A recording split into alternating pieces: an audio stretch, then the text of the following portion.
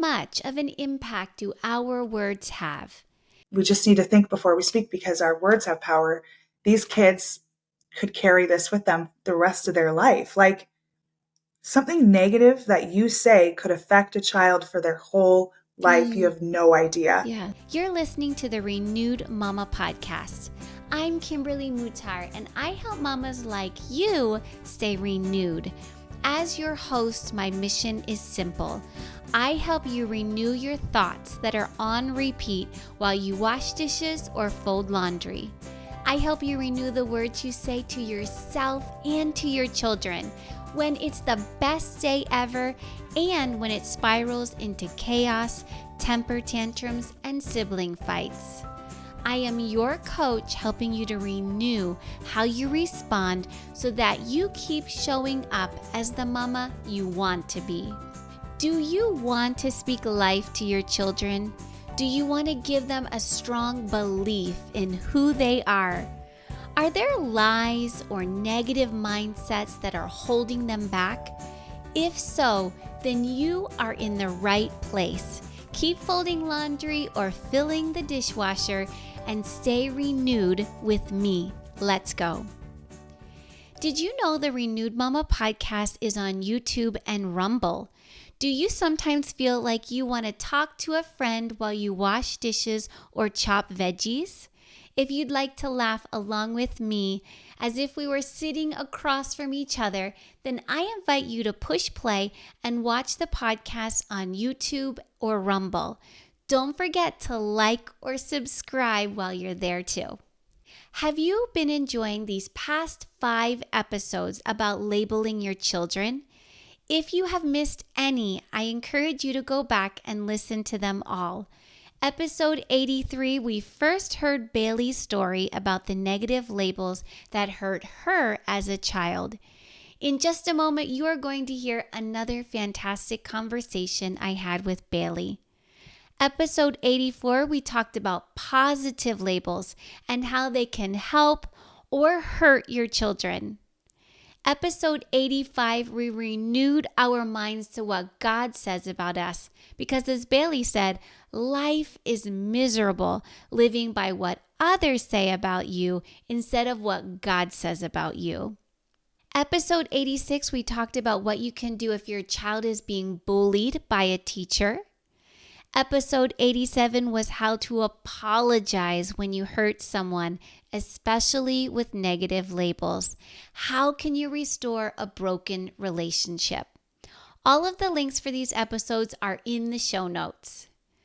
I'm so glad to finally be able to share this conversation I had with Bailey with you. After you have listened all the way to the end, would you take a moment to share in the comments what meant the most to you? It would encourage Bailey and me so much to hear from you. And please share this whole series on labeling children with a friend. Welcome, Bailey, to the Renewed Mama podcast. We have been talking about you, Bailey, for the last 5 episodes. Surely you are famous by now. And we thank you for sharing your story with us. We're grateful that you are with us now to help us moms, dads, and teachers do better for our children and our students. We want to learn from your experience so that we don't repeat the same hurt that you felt. So tell us, what do you wish your teachers would have thought about you? What positive words do you wish they would have said to kindergarten Bailey? And how do you wish they would have responded to grade 4 Bailey?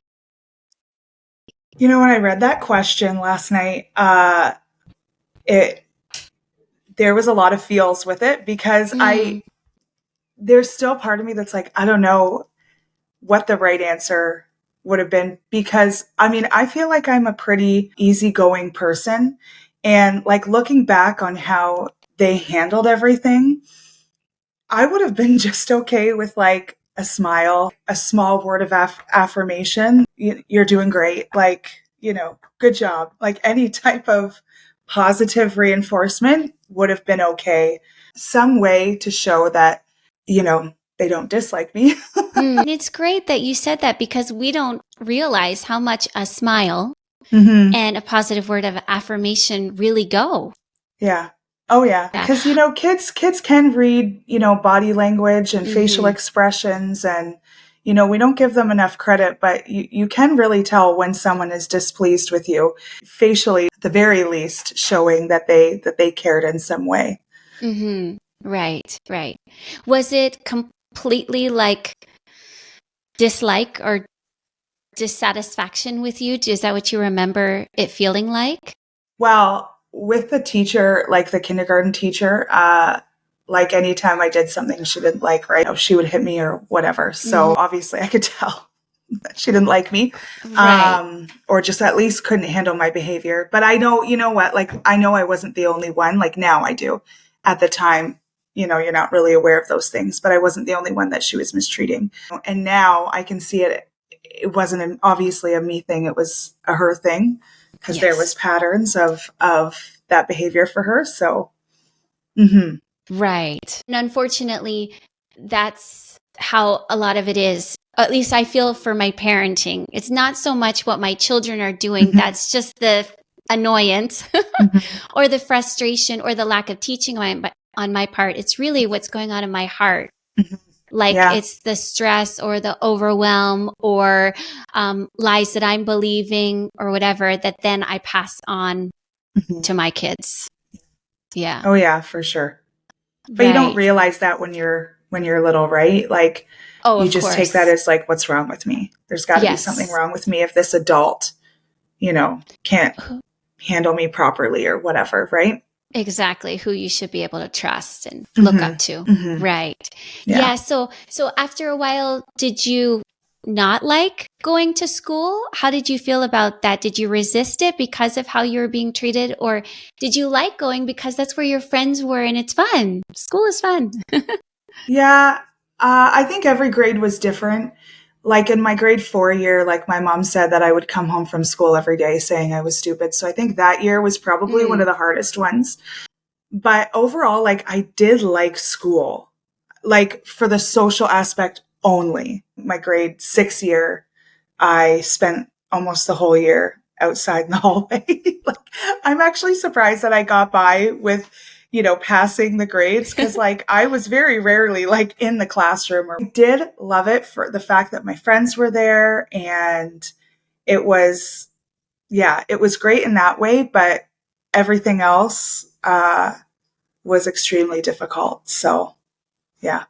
If it wasn't for the fact that I had 3 solid friends all the way from kindergarten until high school, like I don't know what I would have done. I thought about that last night, and I'm like, I'm just so thankful for those friends. So, right. That's beautiful. I guess that was one of my other thoughts or my questions, because you made the comment about some parents saying, oh, well, she can't come over to the house to play. It sounds like your friends really wanted you to come over. They weren't necessarily taking on those negative labels that your teacher was giving you. They saw you for you and loved you for it, right? It was the parents who.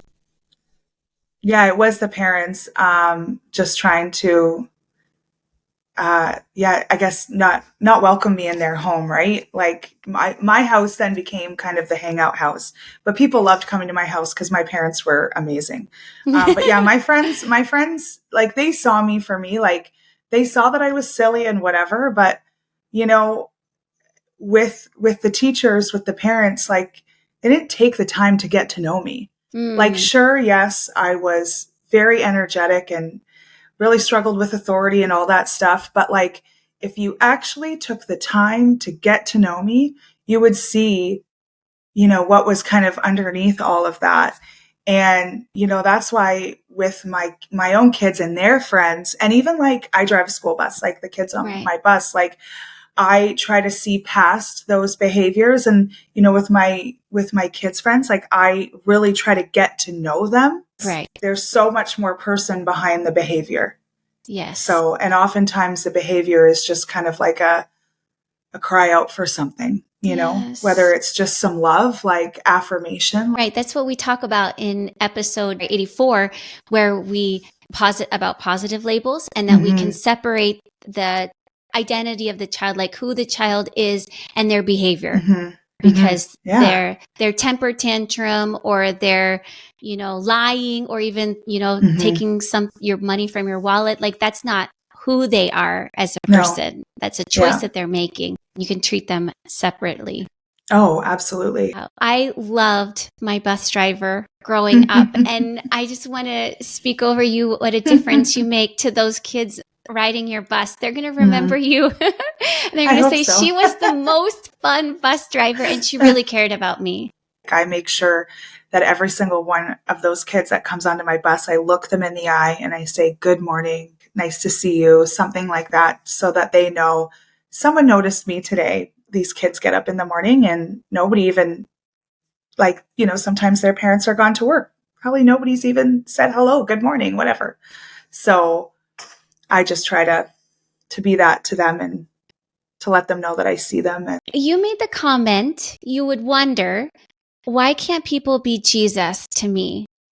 And what would have been being Jesus to you look like from young Bailey's perspective and as an adult Bailey? Like, tell us, we want to do better for our kids. So what does that mean to you? Why can't people be Jesus to me? What are we missing about being Jesus to people? I think that growing up, for me personally, I think that there was a lot of fear for multiple different reasons. I think fear of, what was she going to do next? You mean the teacher? Yeah, teachers, even parents, like, I don't know. I just think that there's a lot of fear when you can't control something. There's fear. Yeah. Right. And even like I look at us as parents now, I shared with you that somebody told their son that my son wasn't welcome in their home. Right. And I think I look at that whole thing and it's fear. You can ask, why can't people just be Jesus? People are living out of fear. Okay. Fear of, well, what if my kid's exposed to this, or what if this kid does this? And it's not Jesus. It was fear. People are just so scared when they can't control something. Then they take it a step further. Well, if my kid is exposed to this, then this is going to happen, and they're going to totally turn away from Jesus. But that's not having faith in him, right? Like, I look at my life and what I've gone through and the fact that here I am, more in love with Jesus than I've ever been, in a wonderful marriage, have 3 beautiful kids.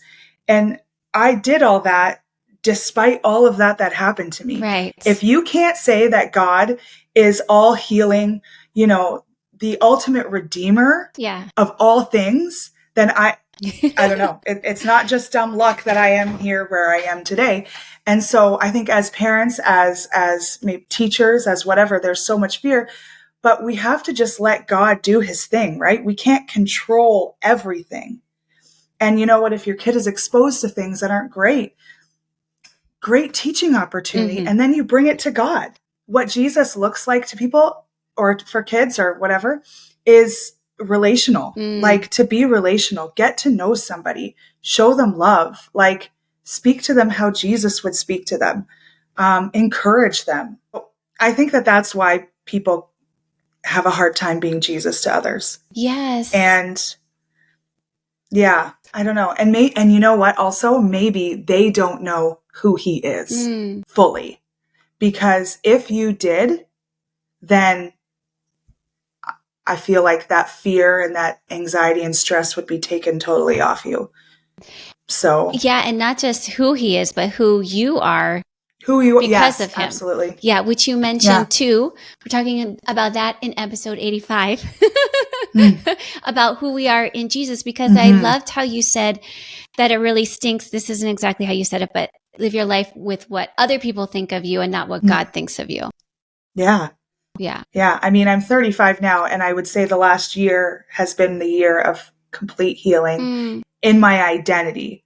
And so, I mean, that's 34 years of not knowing who I was in him, even though I had a relationship with God, but I had no idea who I was in him. And I think that that's missing from so many people. And I'm not quite sure why, because isn't it just better to understand that he made you? He knows who you are. He knows he doesn't make mistakes. He made you exactly how he wanted to. And so I feel like going down that thought process is so much freeing and lighter than going down that other one. I had a lot of hurts that I had to work through in order to get to where I am today. The number one way that the enemy can quiet us up or hold us back is by taking away the knowledge of who we are in Christ, right? By hiding that identity from us.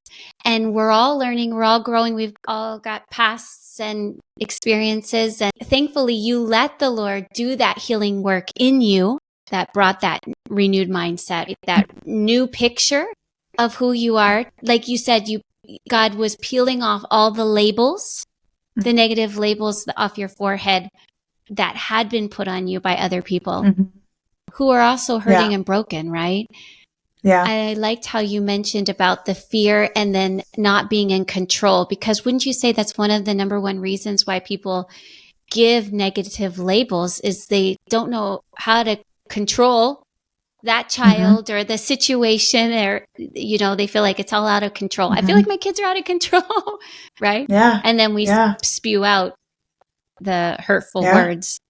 Yeah. Fear of judgment too. Like I know as a parent myself, I have some family members that have been incredibly judgmental, about my kids. And that totally affects you. Like I always think I wonder if I didn't believe them for so long, which I don't now, but at the beginning I was like, yeah, what am I doing wrong? Then I wonder, what I would be like as a parent. You can't go there, but you let what other people think of you definitely affect how you parent at times. Oh, yeah, of course. Of course. Yeah. We have to remember to have a fear of God, not the fear of man. So we have an audience of one, and that's God. Exactly. Yeah. Yeah. Right? I like that. It's a good picture. Yeah, that's beautiful, Bailey. Thank you for sharing all of that. Whenever I do yell, maybe a little bit too much, or, I get angry, I'm quick to anger. I always go back to them and I say, I said this and it wasn't right. I said it because of this, but that does not make it okay. And I just totally make the situation right. Exactly. With them. And I go before them and I ask for forgiveness. When we talk about treating other people the way that Christ would, we're not perfect. We are going to make mistakes, but that aspect of being Jesus is like going to that person that you've wronged and make it right and say, I am so sorry. Yeah. Would you please forgive me? I was very wrong in saying whatever. That's a huge part of being Jesus to kids and to adults is making right when you do wrong. Yes, 100%. That has been one of the number one gifts in my journey of changing my words and how I responded, like renewing my thoughts, my words, my actions, is to say, I'm so sorry. I did not mean that. I passed my frustration on to you. It had nothing to do with you as a person. I was struggling. I didn't treat you right. Will you forgive me? Yeah. The asking for forgiveness and confessing, the confession is healing. There's something so beautiful in that, for asking for forgiveness and humbling yourself. So my middle child is very much like me in so many ways. It is hard because this is how, God is just continuing to heal, right? Sometimes you just got to open up the wounds and work through them. But she's so much like me. And if we're in a room and she does something and I look over and I see dirty looks or just, I don't know, see that people disapprove, I instantly just tense up and then I parent not the way that I should. And I think there's so much fear in me that she's going to turn out like me. It's been hard. It's been hard, especially with her, just because I'm just so I'm so fearful that she's just like me. She's going to make the same mistakes. She's going to do the same things. I just want people to like her and I just want people to like my kids. because I never had that. Yeah. Not everyone is going to like you. And when I came to that realization that like when people hurt you, it has zero to do with you most of the time. Sometimes, if you actually hurt somebody, that's a different story, but it's a them thing. It's not a you thing. Yes. But I just don't want my kids to experience that pain. Like when that mom told her kid, Elijah can't come over. Like it was just like, I was like shaking because it was just like, I knew it all too well. And I just was like, why can't my kids just be loved for who they are? And so I sometimes act not so well as a parent because I just want people to see them the way that I see them, the way that God sees them. They're really good kids.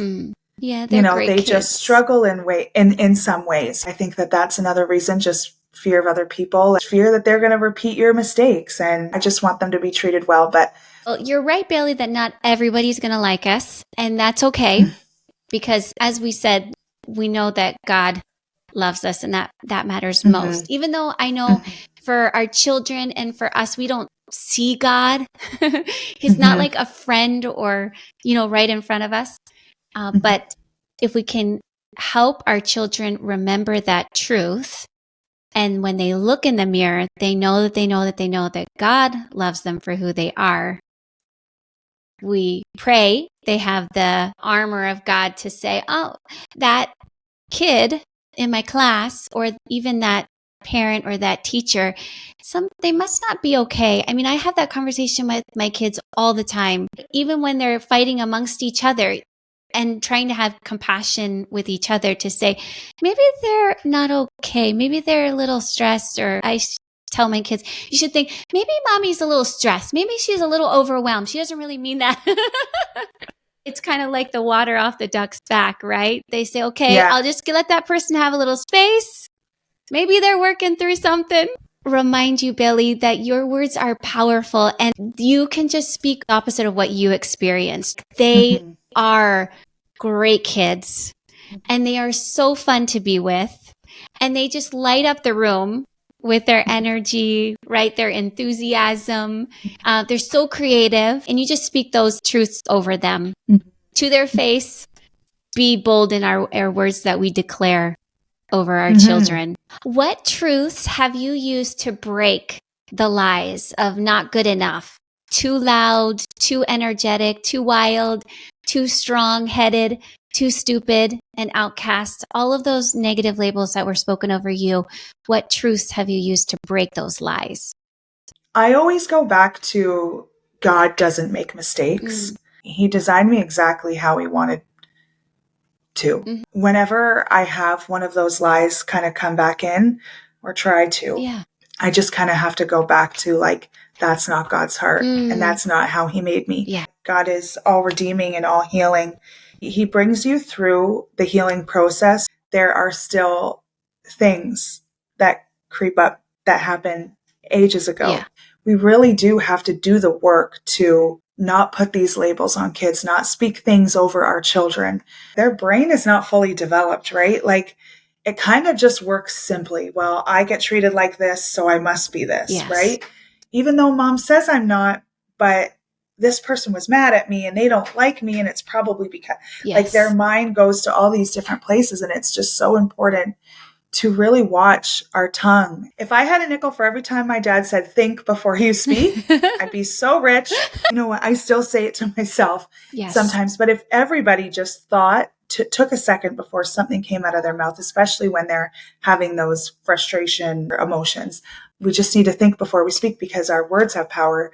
These kids could carry this with them the rest of their life. Like something negative that you say could affect a child for their whole life. You have no idea. And I made a commitment to myself very early on that I would not be the reason that somebody else feels terribly about themselves. Just who God made you and the beauty in that. And just going through scripture and finding those verses where he talks about his creation, which is you, and just the relationship that he desires to have with you. And it's like, well, I must not be so bad if, the Almighty God wants me to be with him, to follow him. It's been years of retraining my mind, but stopping myself. And I have such an amazing husband. Like he can see when the wheels start to turn, and he does call it out and will say like that's not you.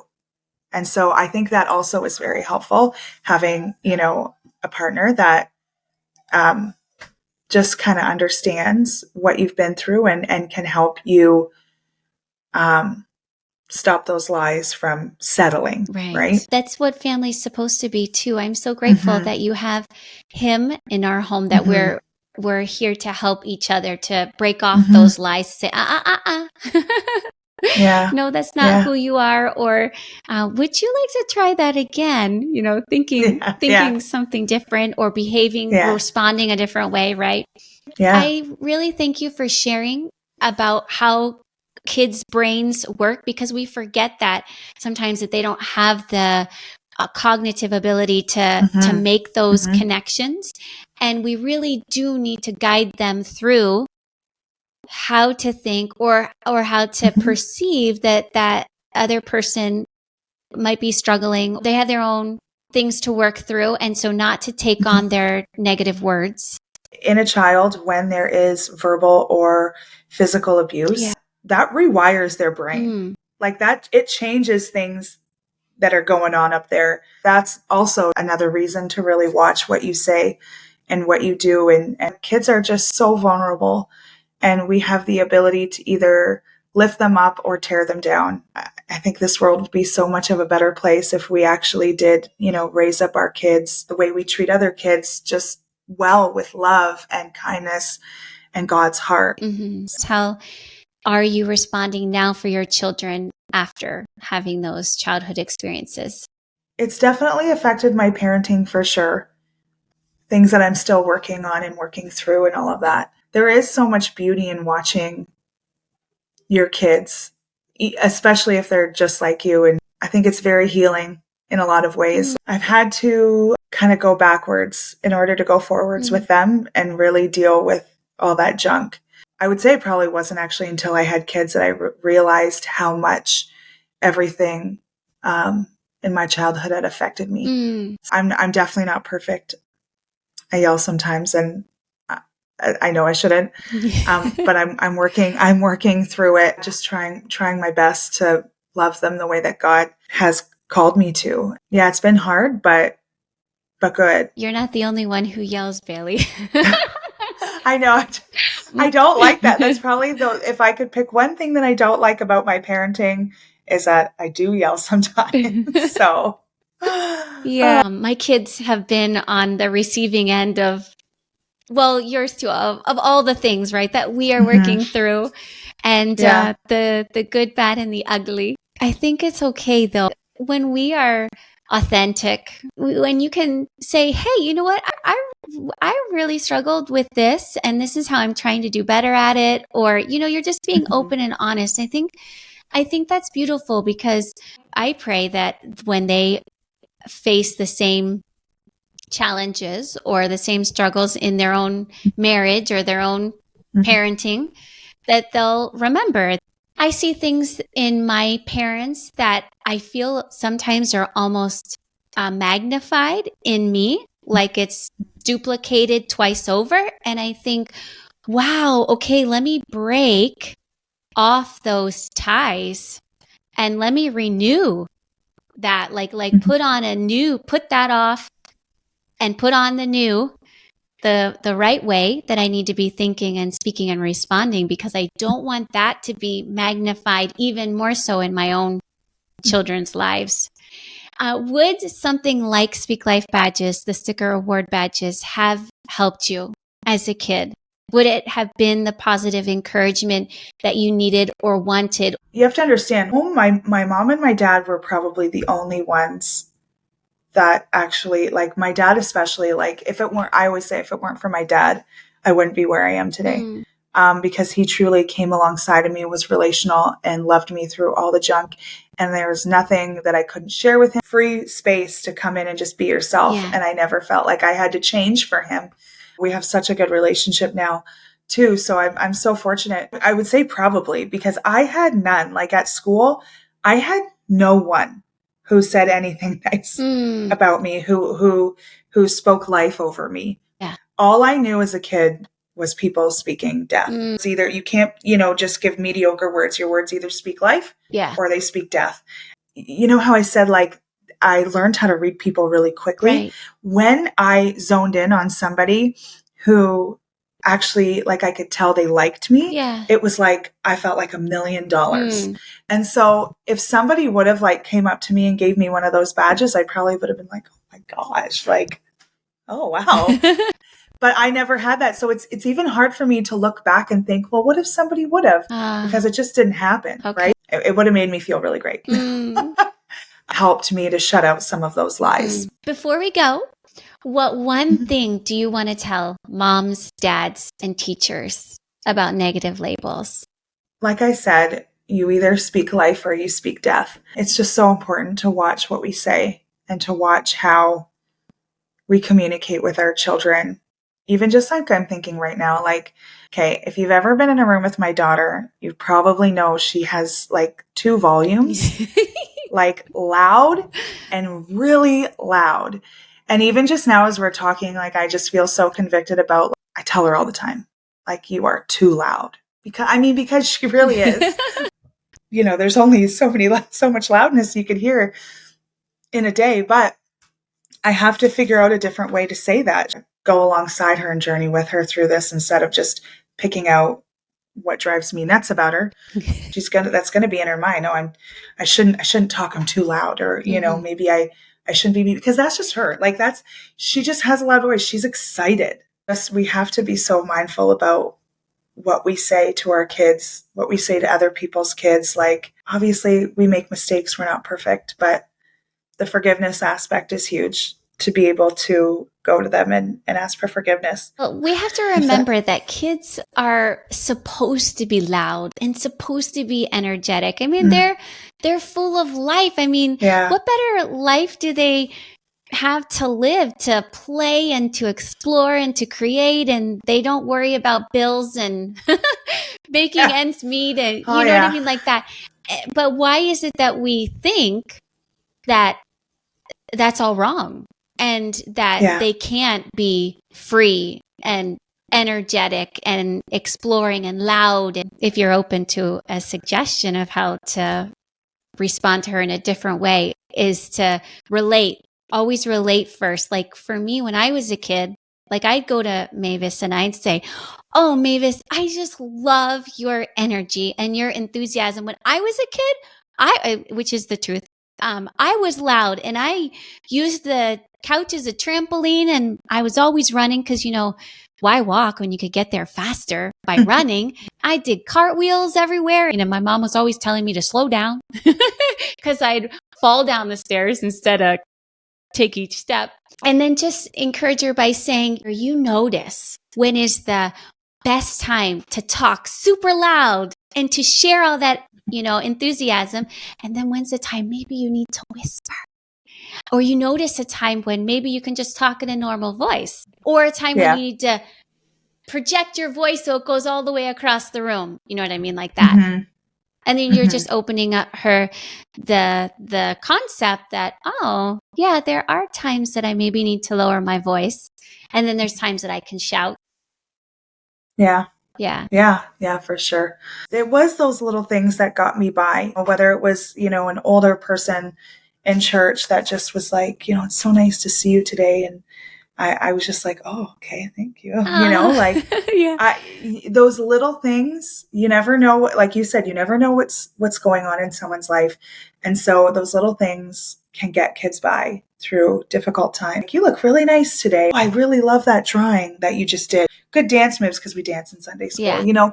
Building into the kids around you is so important. There's definitely times where we need to correct behaviors, but are you also pointing out the good things? Wow, I really loved that behavior. That's what I realized with Mavis is, like, I could point out the negative behavior all day, every day, and she wouldn't change it. But the second I started pointing out her good behavior, like, Mavis, thank you so much for doing that. Like, I'm so proud of you. She's like, oh, I'm going to do that again. And she just, Exactly. keep doing it. That's the idea behind the Speak Life badges, is that you can commend them and acknowledge them for the behavior that they're already doing good, but even more so is speaking into them what they can achieve. Yeah. Like saying, I love how you saw that the garbage was overflowing and you took it out. I really appreciate how you saw a need and you met it. Can I give you the sticker badge that says, I am a helper? I love that. Because what a big helper you are. When I first saw the Speak Life badges book or books, I was mesmerized by them because I was like, these are amazing. This is great. Like, if only all kids were able to have that, it would make the world of a difference. Thank you, Bailey. I just loved everything you said. Oh, thank you. I'm just thankful that, you listened to my story, and I'm just honored that you took the time to chat more about this, because it's something I'm incredibly passionate about. Speak Life badges are a tool to help you to speak life to your children. Using the suggested scripts as your guide, your words of life and the sticker award badges are a powerful duo to help you to encourage and motivate your children and to break any lies they might be believing. As Annie said, I had been desperately praying and asking God to guide me in my parenting challenges when I was asked to try out Speak Life badges. I had the most eye-opening experience with this badge system. It helped me to see how praise and encouragement can not only get you better results, but also build your children up in their character. It's so easy to get into a routine of getting upset, but this really helped keep me on a better track. As Erica said, words seem so small but are so powerful and can completely change the way we view ourselves. I definitely recommend this fun book as a way to bless your kids and yourself. Shop the Speak Life Badges books at speaklifebadges.com. Consider getting your children's teacher a Speak Life Badges book as a Christmas or birthday gift. What better way to encourage and equip them to speak life to all of the children in their classroom, including yours? Find all 3 sticker award books at speaklifebadges.com along with the I Am Loved journal for kids. Mama, I'm here for you. If you need any help speaking life to your children, maybe you have tried it all and you still can't motivate or connect with them, or you keep seeing the things in them that drive you crazy, not the good. I can help. Do you need help breaking off the negative labels spoken over you as a child? You know that they are holding you back, but you can't change the negative, critical tape that is replaying in your mind no matter how hard you try. If that's you, then go to renewedmamacoaching.com. I can help you renew your thoughts, the words you're saying, and your responses. I can help you root out the lies from negative labels and help you replace them with a truth-filled identity. Go to renewedmamacoaching.com and book your first coaching session now. Thank you for listening to the Renewed Mama podcast. Would you share this series about negative labels with 3 mamas you know? Let's together speak life, not death, over our children and other people's children. Would you take 1 minute right now to leave a review for the show on Apple Podcasts? This helps more mamas find the show and be renewed too. Thank you. I appreciate you. I care about you. Your mama's success, your parenting success, and the abundant life that you have with your husband and your children means everything to me. I am here for you. For more resources, visit the Renewed Mama podcast, Renewed Mama Coaching, Speak Life Badges, and Austin's Kids Club.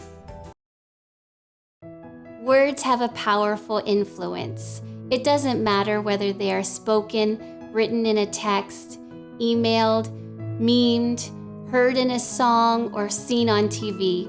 Words can portray life, encouragement, hope, or lies, such as, "You'll never be good enough. You'll never be successful. It's too hard. Why even try? I just can't get it like all the smart kids in class." Speak Life Badges helps you change the messages that your children hear and believe. They need to hear your words of life. They need to hear your words that encourage them in who they are as a person and who they can grow to become. Speak Life Badges are sticker award badges with an I am message so that your child owns and believes the truth spoken over them. And while children like being recognized with awards, the lasting influence are the words you speak over your child as you award them with the badge. Sometimes we just don't know how to speak life. Sometimes in frustration we react and say the wrong thing.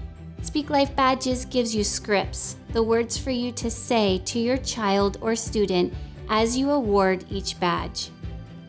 So that when your child is out on the playground or working through a hard math problem or standing in front of a mirror or comparing themselves to another classmate, when they are faced with truth or the lie about who they are as a person, now the lie won't have any strength or merit.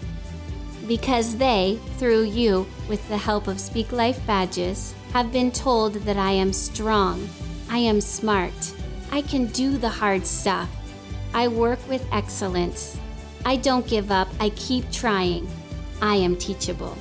Speak Life Badges is changing mindsets and breaking lies in the hearts of children. Children like Charlotte, who was so proud to wear her I am a great reader badge because no one else had made her feel so happy about her reading before. Or Colton, who was willing to face the hard schoolwork and try again and again until he got it, because he believed the words that were written on his Speak Life badge. I am a champion. Now you can use your words intentionally to speak life over your children using Speak Life Badges. Austin the Hedgehog is bringing mailbox fun to your kids. Your children ages 3 to 13 can receive mailbox surprises like activity postcards, happy birthday cards, stickers, crafts, recipe cards, coloring pages, puzzles, special gifts like the I Am Loved journal, a tumbler, Austin's matching happy birthday toque, and so much more from Austin the Hedgehog, straight to your mailbox with their own name on it each month. All teaching life lessons such as helping, using time wisely, how to monitor their own screen time, how to choose the right friends.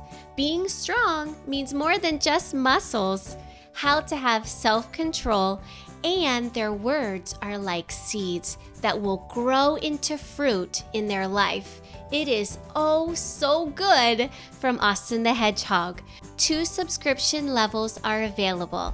Register your children today at austinskidsclub.com.